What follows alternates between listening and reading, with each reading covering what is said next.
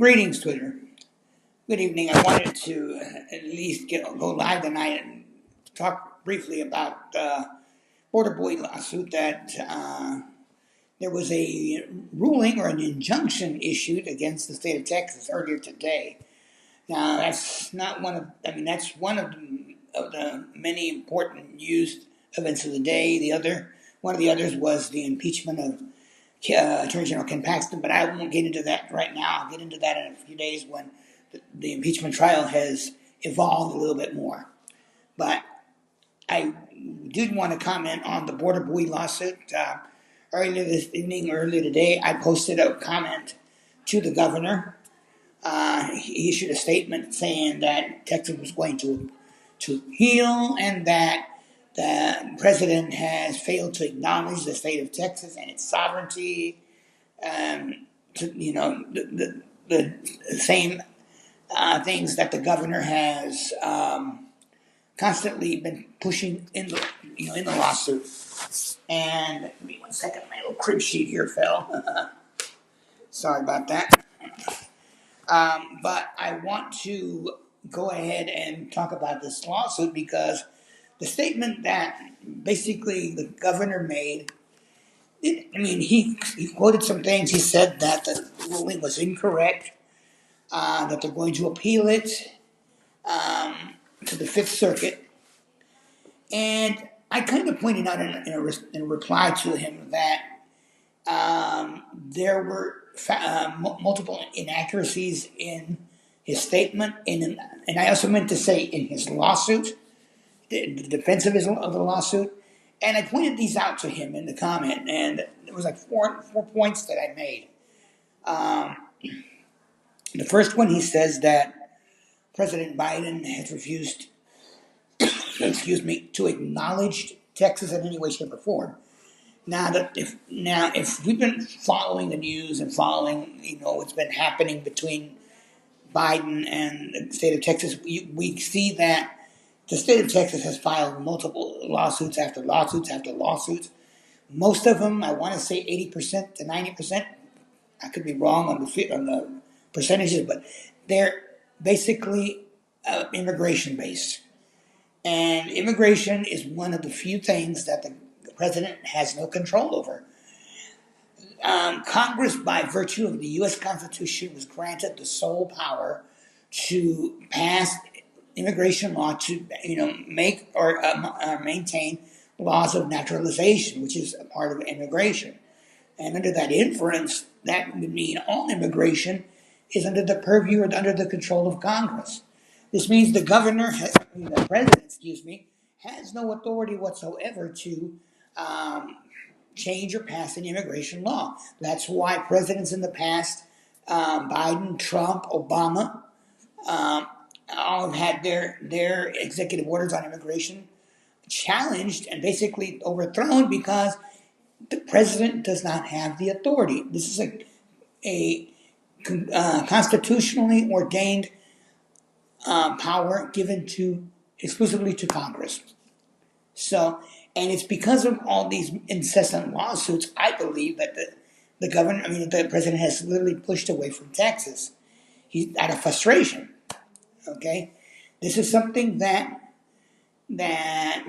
Governor Abbott has not accepted, and I've pointed this out in comments to him in the past. I said, dude, you want to do some immigration, you need to push Congress, not the president. Okay, and I don't know if it's falling on deaf ears or what the case is going on, but suffice it to say, it has created all these lawsuits. It's created all this tension, this frustration between the federal government and Texas. Another thing is that I point out in that same point is that all the efforts Texas has made or has ensued violate the supremacy clause of the U.S. Constitution. Texas, as a state, cannot enforce immigration law. There are precedents from the Supreme Court that support that. Most prevalent one is the lawsuit between the U.S. and Arizona when they fought and contested SB 1070 back in 2010, 2011. the Supreme Court ruled in favor of the U.S. and said, okay, Arizona, you cannot enforce immigration law. Plain and simple. Now, with respect to the border buoys, there was a similar incident in Arizona a year or so ago, where the governor of Arizona lined up all these freight containers on the edge of the border, on the edge of the river. What happened? The federal government sued him. He was forced to remove them. They lost the lawsuit. I think it went up to the Supreme Court as well. I don't remember.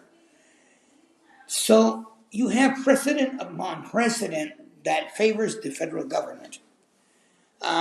These are precedents that Texas cannot argue against. I mean, and I think that's one of the things that by Abbott trying to push this lawsuit, he's trying to test that theory and overturn these precedents. But it's not. It can't work, and I'll explain why here shortly. Okay. Another thing is that, and this was the second point that I pointed out to the governor in my response, was that there was one piece of evidence that literally dismantled the defense the state of Texas has with respect to the border buoys, and that is that the governor, in his own words, by his own admission, said, and this was recorded in the ruling, and that's why I'm bringing it up, that Texas did not need to ask for it. So Texas isn't asking for permission, he says. When you say, I'm not asking for permission, I'm just doing it. What does that show? That shows that you're ignoring your protocol, you're ignoring, possibly ignoring what you're supposed to do, and you're just doing it to do it. Well, the fact that he admitted it in court dooms his case, because he's admitting, okay, we don't need permission. We're not, there's no law to validate that on the federal level, because the federal government clearly proved in this case that yes, you do need to have permission. Okay. Now, and I told the governor in my comment, I said, well, of this, you have no defense against your own words. Plain and simple. I mean, how are you going to defend it against yourself? Say, well, I didn't say that. If it's recorded in court, I mean, you can't say you're going to. That's a tantamount to perjury. The third point that I talked about also in this was the fact that the defense that the state of Texas was mounting with respect to this lawsuit. The crux of the defense of the state of Texas is that Texas's sovereignty, they're protecting their sovereignty from immigrants coming across the border, and that because of that, they're able to, and they believe that the Constitution, it gives them the right to do that. Now, this is the thing. The central crux or the central focus of the lawsuit by the federal government is, one, the Rio Grande rivers are navigable waters. Two, the fact that Texas did not ask permission. That's the central focus of the case. Open and shut. Nothing more, nothing less. Anything else is irrelevant. I mean, if you watch a lot of court cases, you'll know that when a lawyer starts to, add these additional informations in their defense or in their case, sometimes the prosecution says, okay, objection, relevancy. It's not relevant to the case. Why? Because it does not support, it does not counter the arguments of what the purpose of the lawsuit is. Okay? Texas did not ask permission, and they installed this in navigable waters. Plain and simple, cut and dry. So the fact that the governor is talking about sovereignty, protecting its borders, that the Constitution gives them the right, is irrelevant to whether they got permission or not, because basically the judge is saying, did you get permission, yes or no? And if you admit that no, Texas isn't asking for permission, and the judges to believe, okay, these people did not ask permission, they just did this. which obviously is going to cement the case in favor of the federal government. Okay? And this is why, and the judge knew this, and this is why the judge ruled in the way he did. Okay? Now, the fourth point was the dispute that the Rio Grande is navigable waters. The federal government produced a few documents and witness testimony and declaration that yes, in fact, the Rio Grande is considered or designated as navigable waters. Texas argues that that's not the case. The deal here isn't whether it is or it isn't. The deal here was that Texas is trying to get the judge to say, okay, the Rio Grande is not navigable. Ergo, there's a problem there. The problem is that the judge cannot make that designation because this was something that was basically Congress has to make the declaration or issue the declaration or designation that the Rio Grande is or is not navigable waters. Since there is no designation by Congress to that effect, removing that designation from the Rio Grande is automatically navigable waters. There's nothing the state of Texas can say, do, or prove to say that that is not the case because there is no documentation to record, at least none proven by the state of Texas or none acknowledged by the federal government that Congress designated or removed the designation of navigable waters from the Rio Grande. Plain and simple. Now, this is where it gets a little complicated because if the governor is trying to appeal the case, the appeals court could overturn it, but in the process of overturning the case, they're going to basically be saying, okay, we're declaring that the Rio Grande is not navigable waters. They do that, they violate the law, plain and simple. So it's not in their interest to reverse the injunction on that ground. Now, this brings up a whole question about severability. Is there severability in the ruling that would allow them to be able to, let's say, reverse the ruling, but still say, okay, on the issue of navigable waters, we cannot make judgment on that. Okay? The fact is that if they were to reverse it, this would be one of two arguments that the DOJ or the federal government would be making at the Supreme Court.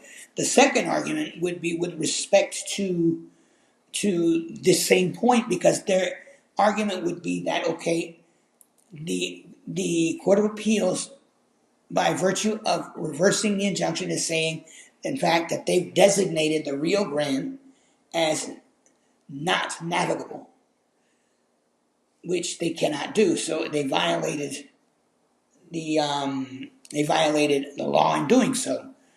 Okay, which would be another additional factor of defense for the federal government in their favor. So basically, in this whole sense here, the governor is fighting a losing battle that he cannot win.